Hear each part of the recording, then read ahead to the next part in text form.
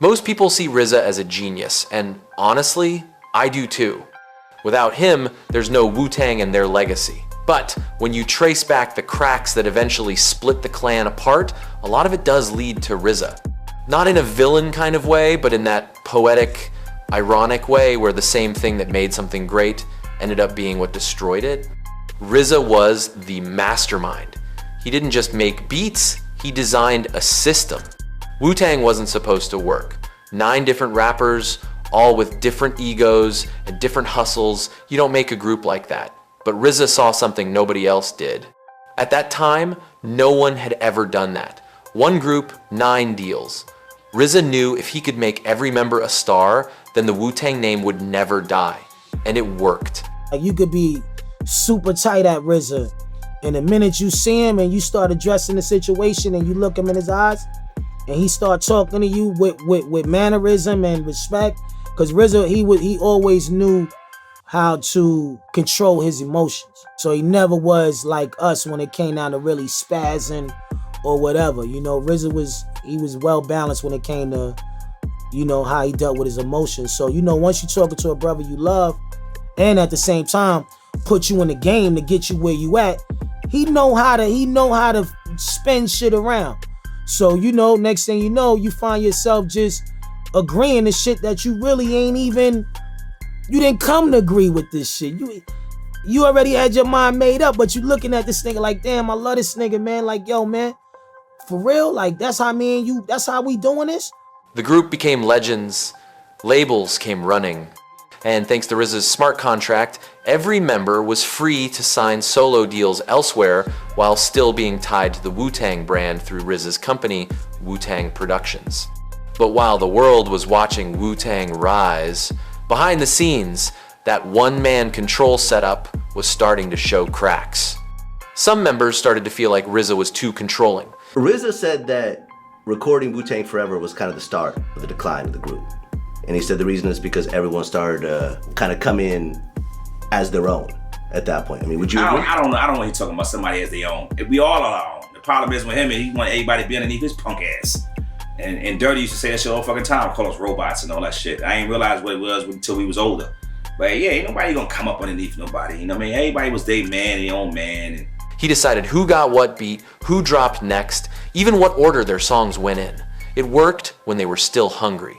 But as money and fame entered the picture, grown men started to feel like employees under the same person they came up with. RZA saw himself as the abbot of the temple. The rest of them were the disciples. Just introduce yourself. Yo, what up, yo? You got the RZA right here, the abbot of the Wu-Tang Clan in the building. But as time went on, that structure started to feel more like a cage. By the time they dropped Wu-Tang Forever, you could already sense the tension. Members were already growing apart creatively. RZA was obsessed with perfection. Every sound, every lyric had to fit his blueprint. But Ghostface, Raekwon, even Method Man were still evolving. They wanted to work with other producers, experiment with new sounds, and to RZA, that was almost like betrayal. He wanted to keep the music pure, that grimy, dusty, kung fu energy that made them legends. But the others wanted to breathe. They'd been living in RZA's world for years, and they were ready to build their own. after Forever, we was always complaining about the music internally, man. It just wasn't strong enough. It wasn't powerful enough. It wasn't big enough. And he sits there and says, you know, he thinks his production is still strong. We like, nah, dog, it's not. And Ghost is always saying that shit. Yo, we need this fucking music, man. We need the music. Not a new sound. Just something, you know, strong, man. It's just, you know, big enough to where it's like, ooh, you know what I'm saying? Okay, I mean, there was never any talk about, okay, like who are the hot producers these days? Okay, he wouldn't do it. He'll say yeah in the beginning. Next thing you know, by the time the album's done, it's all of his him. Then there was the business side. Remember that first contract everyone signed under Wu-Tang Productions? At first, it made sense. Keep the money in-house, stay unified, move like a company. But after the fame hit, those contracts started looking a little one-sided.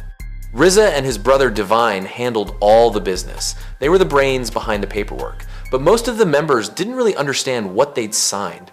So when solo checks started coming in, a few of them noticed that some of that money didn't look right. When it came down to the business side of it, a lot of the members still felt like, yo, what's going on? Like, where's my ROI? You know, and I trusted the fact RZA, always going back to RZA, because RZA convinced everybody to invest. And we knew it was a great investment. Just when it came down to the business side, dudes was still like, okay.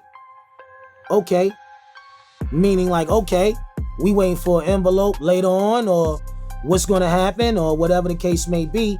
So that was always in the back of dude's mind, like, yo. And as if that wasn't enough, RZA started expanding the Wu-Tang brand. Not just musically, but literally. He began bringing in new affiliates. To fans, it looked like the clan was growing into an empire. But to some of the core nine, it felt like their identity was getting diluted. It was no longer just the original brothers from Staten Island and Brooklyn. It started feeling like anybody could claim Wu-Tang if they had RZA's approval. And that hit some members personally, because they were the ones who built the name from scratch, and now it was being spread so wide that it lost that tight family feel. What he should have been talking about is all the whack-ass side groups he put out before the main niggas in the group. So certain brothers was cool, but you know, me, Master Killah, and Deck, man, we suffered the most behind that. You know what I mean? So I felt some type of way, and he didn't give a he didn't give a flying fuck. So whatever, you know what I mean? He wasn't worried about me. He had all them side fucking groups, man. He had all them Sons of Mans, like whack shit, man, Killer Armies, crazy, all that little side shit he was dealing with. Instead of dealing with the 9 members he had. You know what I mean? He put a lot of brothers in front of certain brothers who was actually there in the beginning. And here's where RZA's genius started working against him. That original Wu-Tang contract, the one that gave each member freedom to sign solo deals, was revolutionary. It made everyone rich and famous in their own right, but that same freedom pulled them apart. Because once you have your own deal, your own label, your own fans, and your own sound, what incentive do you really have to come back and answer to RZA again?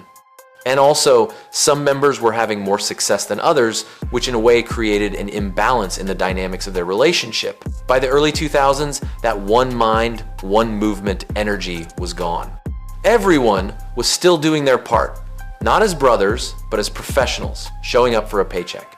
When 8 Diagrams dropped in 2007, Wu-Tang wasn't the same Wu-Tang anymore. RZA was experimenting. He'd gone deep into scoring films and studying orchestration. He wanted to bring that cinematic sound into Wu-Tang. He thought he was evolving the group, but the others didn't see it that way. Ghostface and Raekwon especially, they hated that direction. So while RZA thought he was pushing the clan forward, the rest of them felt like he was pulling them away from what made them them. And that led to one of the ugliest periods in Wu-Tang history. Public interviews, arguments, group meetings turning into shouting matches. Over the years, you'd still see them come together for shows, anniversary tours, interviews, but it always felt like nostalgia holding them together, not brotherhood. Then came Once Upon a Time in Shaolin, where RZA made a huge move. One copy sold to one person. He said it was about making music valuable again, but the others saw it as another RZA move they didn't understand or agree with. They weren't even fully included in how it was handled, and then when it ended up being sold to Martin Shkreli, the same guy who became the villain of the internet, it just made the whole thing look bad. Let me get this straight. How it worked was he bought a bunch of verses from everybody. Yeah. Put them together. Yeah. Yeah. And then I own the rights to these verses. Yeah. And then I'm gonna combine this, and so y'all didn't even. Yeah. I don't even know if he owns the right. I mean, Well, whatever it is, right? whatever it is. Yeah. But that's what it was. Were you guys aware that that was something that was gonna even like be the end result? If you give me a track right now, I'm just doing it, just giving you the feature, man, and you paid me for it. Same shit. That's it. Except for But you they didn't put it tell me that together. you're gonna build the album around it. That's the sneaky shit. That's what I'm saying. What was supposed to be RZA's artistic masterpiece ended up symbolizing the complete disconnect between him and the rest of the group. Honestly, I think Wu-Tang really broke, not necessarily in a single moment or in a fight, but in understanding. They evolved differently. If you zoom out though, it's hard to blame RZA completely. He was trying to create something sacred.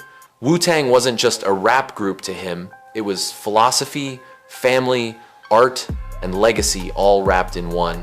He didn't just want them to be successful, he wanted them to be eternal.